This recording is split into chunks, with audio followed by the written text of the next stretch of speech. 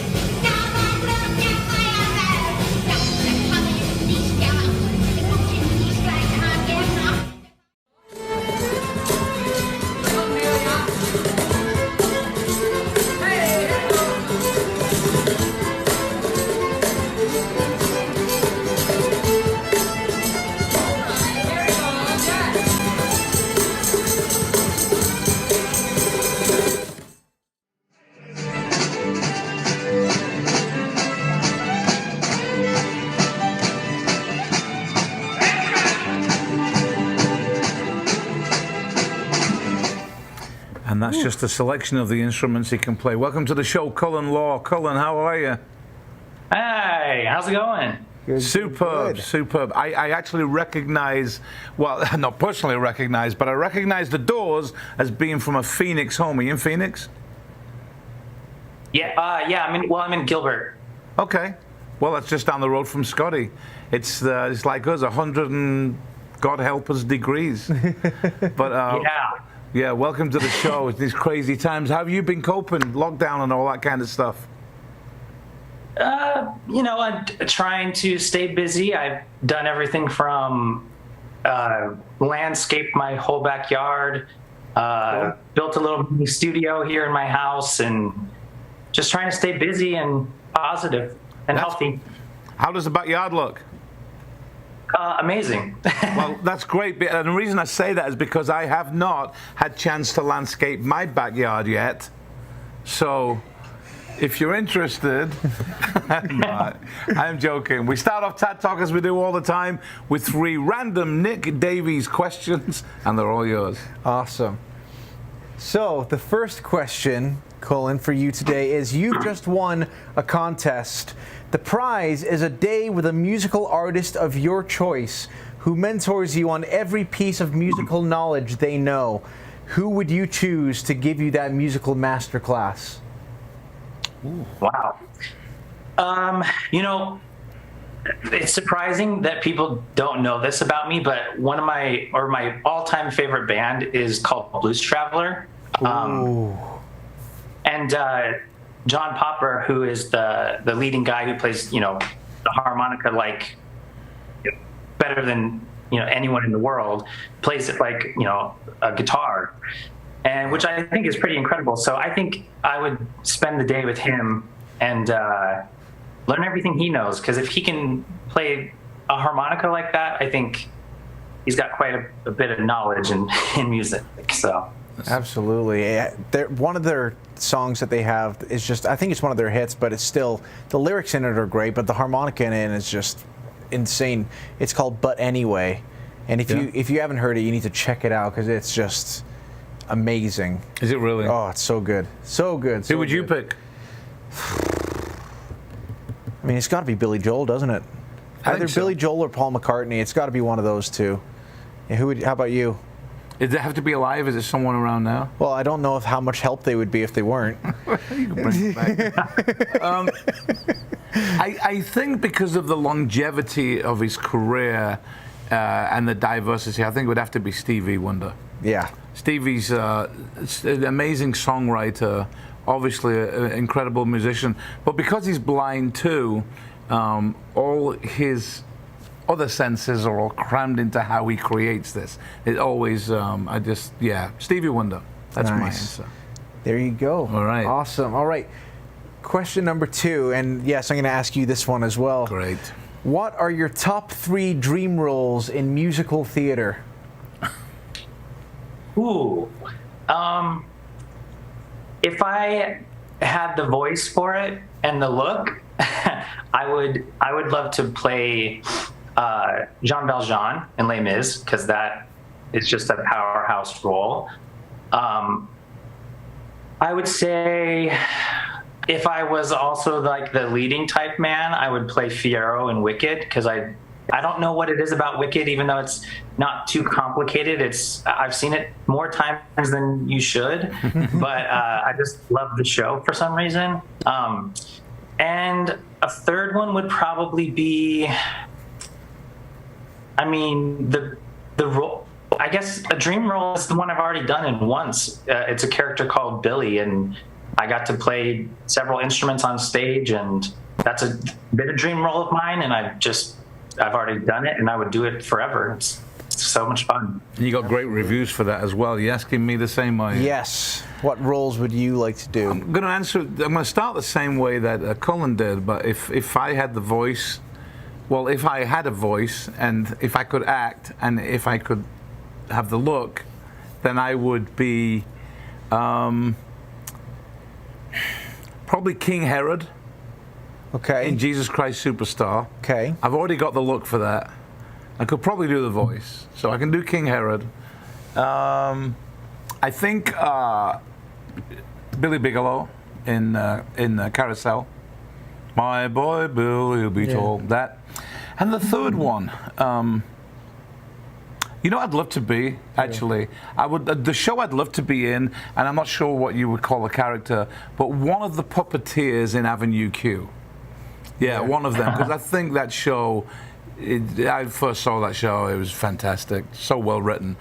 So those are my 3 roles. Absolutely. What are yours? It's so hard to pick just 3 because I've only done 2 shows, but Sweeney Todd, Elder Price in Book of Mormon, and Quasimodo in Hunchback of Notre Dame. Oh, great. Those would be my 3. I like it. Or Marty McFly. Added a 4th. Yeah, Sorry. okay. All right. Third and final question. This one is a little long-winded, so hopefully it makes sense. If you had the choice and the ability, would you travel 50 years into the future to discover the most popular or influential album between now and then come back and record it yourself first?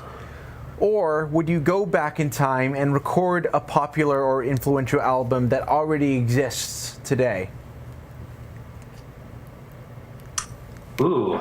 I would go back in time and probably pick any Beatles album and record it, because the Beatles are, for me, besides Blues Traveler, one of the most influential bands for me in music. Yeah.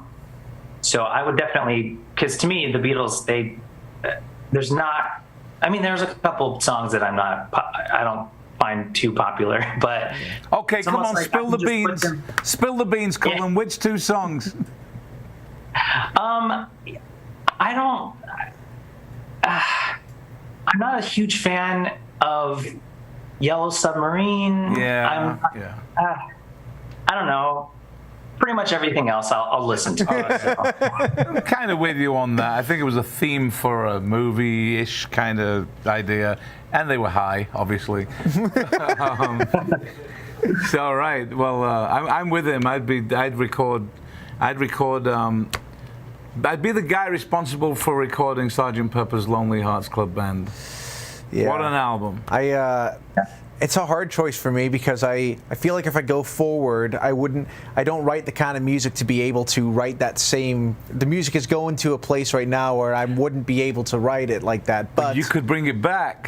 yes, but if I went back in time and picked an album that I love, there's probably no chance that I'd be confident enough to do it the justice that it did with the original band. So that's a difficult one. I'll just travel anywhere to get out of 2020. Yeah, we'll just go and then for it. whatever happens, happens.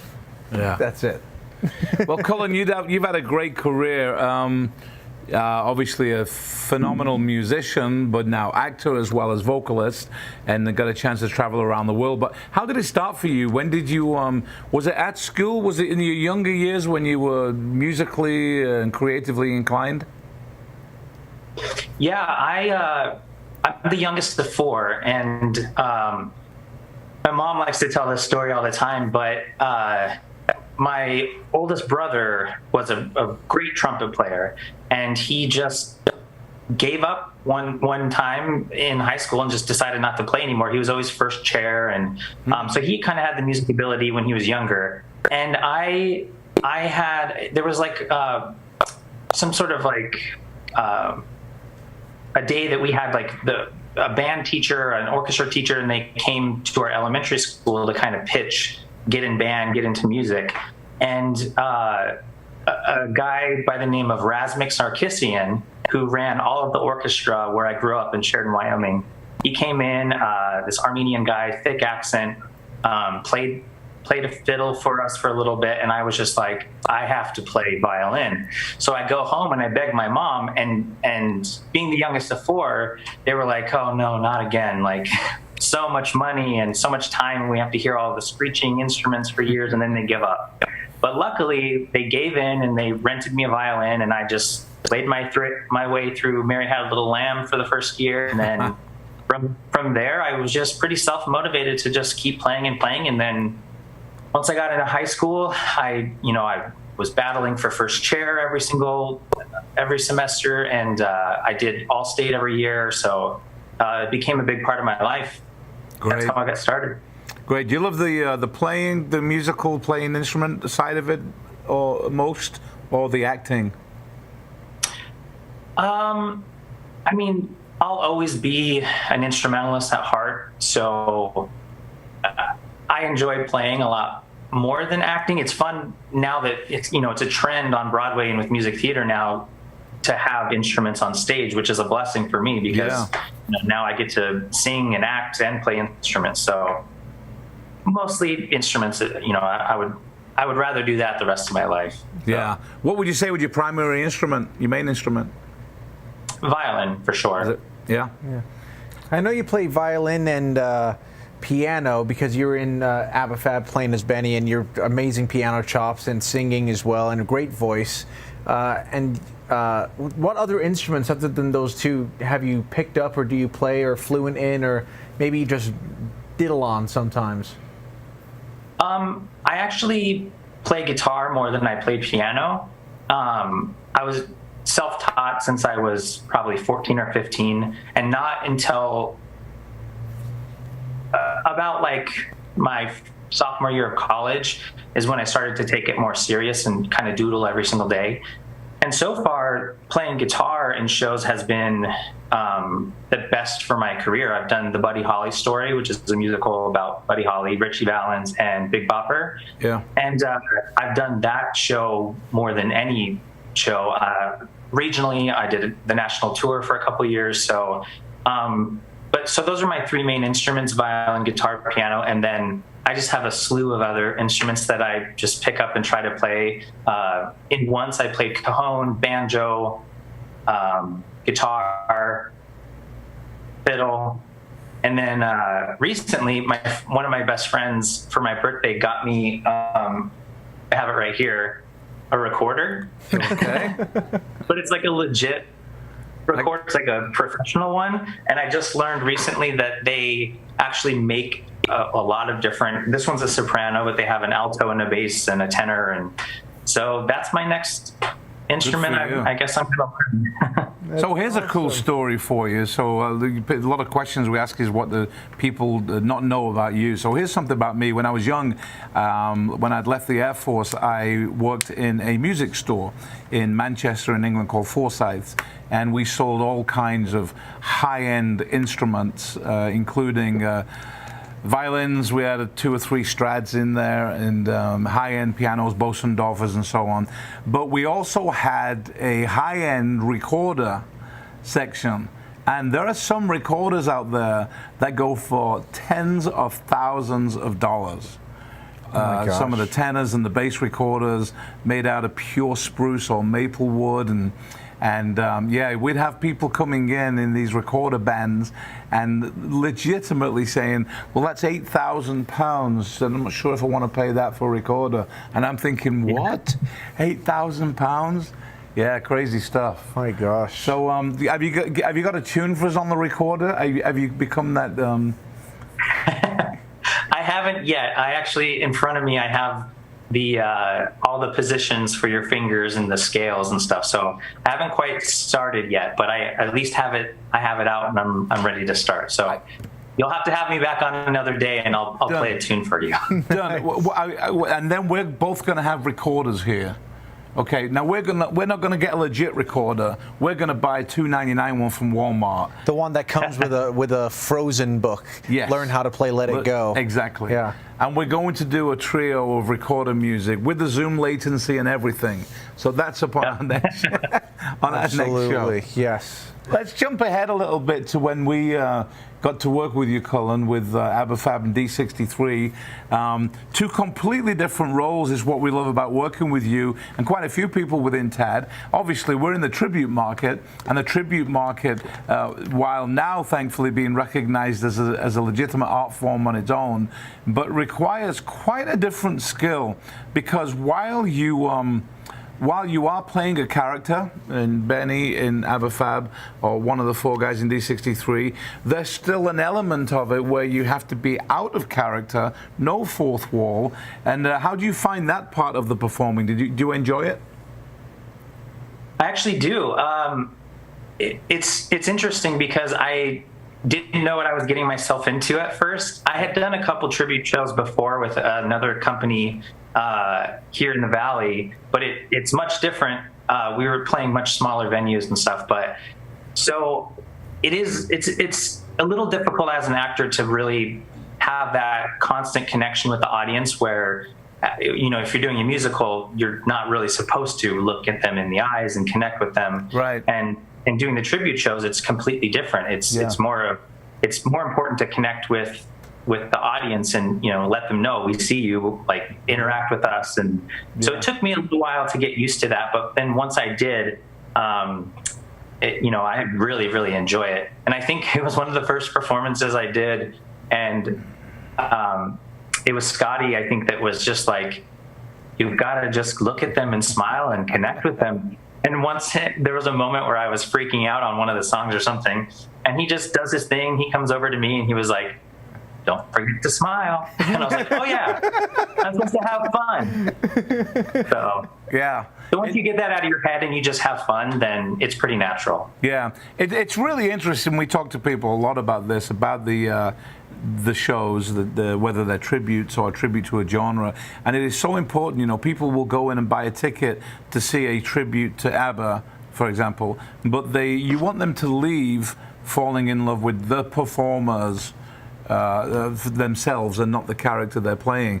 And we've been, knock on wood, we've been successful in producing those types of shows where there is no fourth wall, And just to kind of move away from the fourth wall on stage, I don't know if you've seen a Netflix show called Fleabag, which is a UK show. It's a great show. If you haven't seen it, it features, I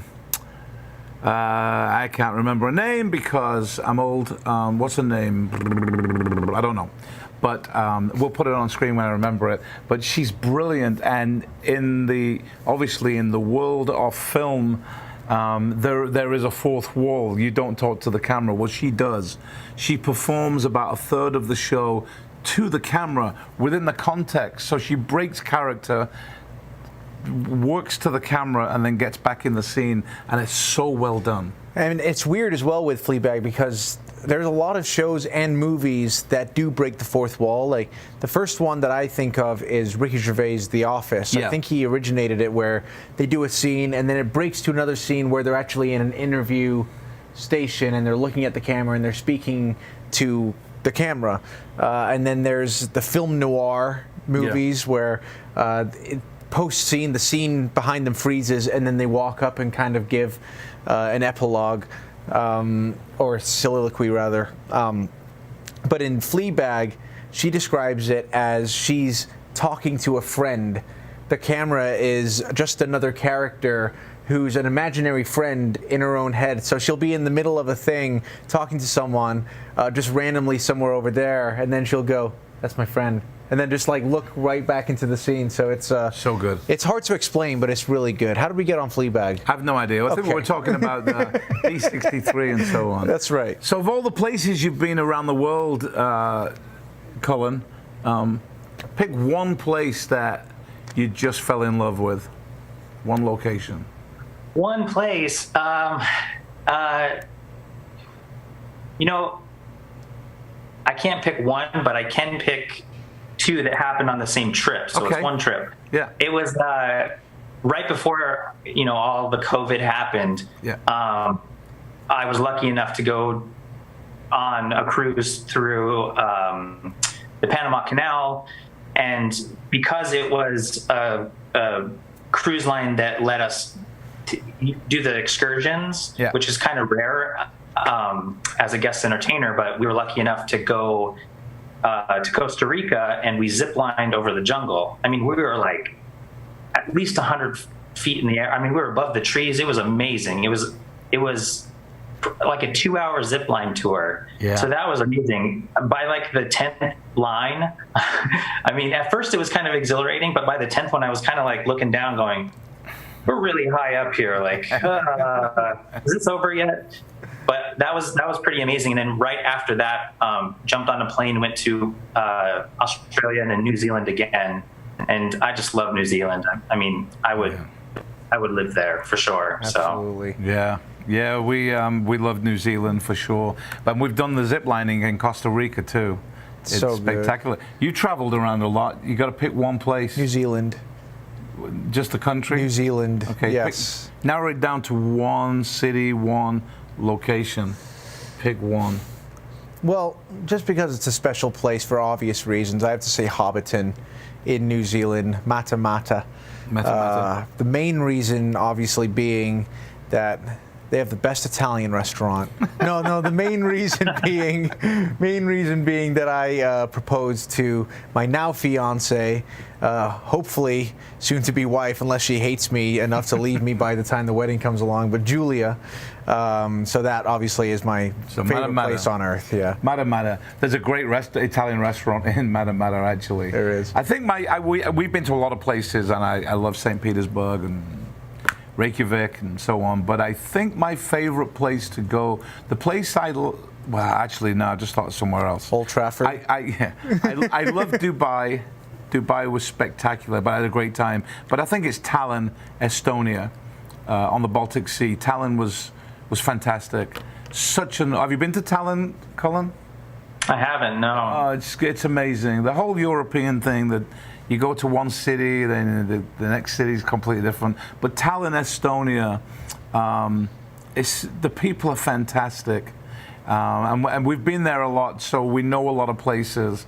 And it doesn't matter where we are in the world, we always find an Indian restaurant, and the Indian restaurant there is fantastic. I think that one was especially great because there's places you go, whether it's on cruise ships or probably wouldn't, in this respect, you wouldn't fly there, but let's say on cruise ships, you go and there's ports that you're excited for, that you've heard people say, oh, I've been here and it's amazing, and then places that you just know the name of. And then there's places like Tallinn, Estonia, which you never would have heard of. It's not one of those go to like Paris or Rome or anything like that. And it kind of takes you by surprise how good it is. And I think it makes, I think it makes it that much better when you actually do get to go. Yeah, great place, great people. Yeah. I have a question, actually. Fire away. And forgive me if I'm wrong here, but did you work with Katrina at ABT in Into the Woods? Yes, we did. Yeah. I actually met her probably 5 months before that. I was doing Annie at Arizona Broadway Theater, and her golden retriever was in the show with us. So she was there all the time, and we got to know each other. And then we were both cast in Into the Woods. And I mean, my character, I was playing the steward, and it's almost a 3-hour show. And I think I timed it one time. I think I was on stage a total of like 14 and a half minutes or something. Oh. So I was backstage a lot. But there's one great photo of me and Katrina that I love to send to her once in a while. And yeah, it's pretty funny. Is that the one where you guys are fighting over the shoe? Yep. Oh, that's awesome. I could have sworn I remember where I was having a conversation about that. That was a great show. I had never, other than the movie Sweeney Todd, I had never been exposed to any Stephen Sondheim live prior to Into the Woods, and the musical prowess and the lyrical genius of Sondheim in Into the Woods, but beyond as well, is just mind-boggling. He is one of the most talented songwriters, I think, musical theater or otherwise, that has ever existed. What do you think about Sondheim? I love most of Sondheim, but I think Into the Woods is probably one of my favorites, especially because I think it's genius that the first act is kind of this happy-go-lucky kind of situation, and then the second act almost kind of starts the same as the first act, but then everything gets twisted and is kind of crazy. It's not that typical fairy tale kind of situation, but like you said, like the way that the lyrics are, it's almost like they just flow so well, and his music is just genius. Yeah. And I love that he even has a witch that raps about her garden. Like it's crazy. Yeah. I didn't know. I learned a few days ago that that he had spent much of his childhood in the house of Oscar Hammerstein. Mm-hmm. Did a lot of his learning from him, which was really interesting too. By asking you some strange questions, okay? So here's yours. Would you rather be a practicing doctor or a medical researcher? Ooh. In 2020? Exactly. I would probably rather be a researcher. I'm with you on that. Yeah, I'm with you on that one. Would you rather live in a cave or live in a tree house? Ooh, a tree house for sure. Okay. I'd like to be up high to be able to see everything. Now, here's an interesting question living in Gilbert. Would you rather live without the internet, that's forever, or live without air conditioning? Oh. That's a hard one. That's really hard. In Gilbert, I'd have to say I hate sweating and being hot, so I guess I'll have to do without Wi-Fi. Well, no internet. I mean, we've got no internet at all. What are we going to do? Couldn't do this. Pony Express. Yeah. It's tough, isn't it? Could you get by with swamp coolers? And you couldn't. Not really. That's a tough one. I like it. One more. Would you rather be able to teleport anywhere or be able to read minds? Ooh. I think about this actually a lot, if I could read minds. But I think it would be less dangerous if I could teleport, because I would have more fun. I would teleport in the past and look at history, you know. Yeah. But being able to read minds, I think that'd be a little dangerous. I think if I want to know what people are thinking about me. yeah, exactly. I think if teleporting was going to different times, like time travel, that'd be great. I'd pick teleporting anyway. Would you? Yeah, even if it wasn't traveling through time, if it was just traveling to a different destination in the time you're in, I would still pick it because I would skip the 12-hour flight or 16, 20-hour flight and just get to New Zealand, grab a sausage roll and a apple cider beer, and then come back, and it would be beautiful. I love it.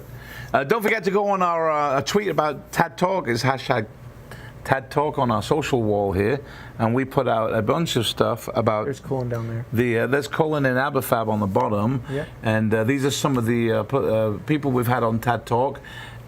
Judy Carmichael was with us a couple of weeks ago, and she's amazing.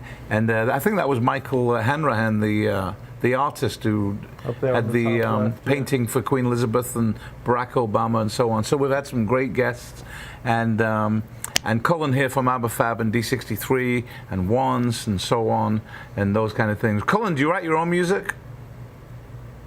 I used to when I was younger. I kind of want to get back into it. But yeah, I used to. Yeah. Not really. I haven't, for some reason, haven't been super motivated in the last couple of years to write my own stuff. But I think right now is the best time to try to put that out and be creative. Absolutely. Yeah, and you're very talented in every. I'm sure you do a great job. We do have one question we always ask every guest before we end the show, and I'm going to ask that of you right now, Cullen. If you could spend 60 minutes. The next 60 minutes with any two people, dead or alive, historical figures, celebrities, maybe family you've lost, and go to any one place in the world with them, who would you like to spend the next hour with? Where are you going to go? And what are you going to talk about? I think I would spend an hour with my grandparents. My grandfather passed away a few years ago, and my grandmother just recently. Oh, boy. So I think I would spend time, because they used to talk to me about New York since I was a little kid, and that was always my dream. And I ended up living there for a couple years before moving back here. But I think I would spend the time with those two in New York City, but back in the 50s. Yeah. Well, we're just talking about. If I could. With the previous guest, we were talking about, I think we were talking about Disneyland, how different it was. But New York in the 50s would have been a whole different place than it is right now. It's been amazing. It would have been great to go back there. Definitely. Yeah, I love it. I love it. Cullen, you've been a great guest. Thanks for joining us today. Hope you've had fun with it. Yeah, thanks for having me. It's been a great show. Have you enjoyed it? Yeah, that's awesome. I love spending. A lot of time Cullen and I played the same part in Abafab, so we very rarely actually toured together or worked together because we're always playing the same part. But whenever we do, it's always just a bunch of fun and just we have a laugh and it's just a great time. And I wish during this whole 2020 COVID thing, more of us could just. I need a hangout session with somebody in the flesh, and I hope we get back to it sooner rather than later. Have you guys performed in December '63 together or not? Yes, I believe so. Yeah, not that much, but a dozen times, I would say, something like that. Yeah, a few times. Yeah. Yeah, I think. Yeah. Cool. Well, there's going to be more D63 work this year. Yes. Hopefully. Next year for sure. But again, Cullen, thanks for joining us. It's been great having you on the show, and stay safe and stay negative, as in the COVID variety. To everyone else, thanks for joining us today. We'll be back tomorrow for another episode of TADTalk. Some wonderful guests. Take care, everybody. Bye-bye.